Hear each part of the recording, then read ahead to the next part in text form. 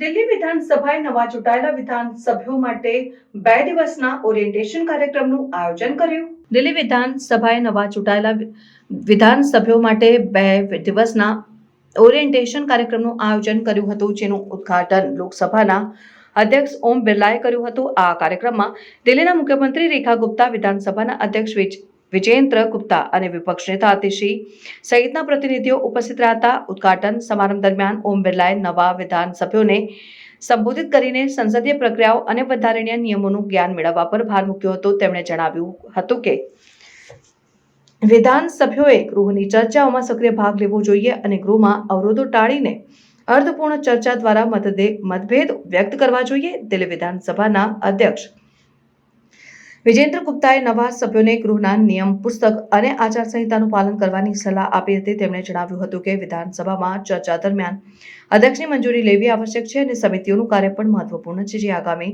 નાણાકીય વર્ષમાં રચવામાં આવશે.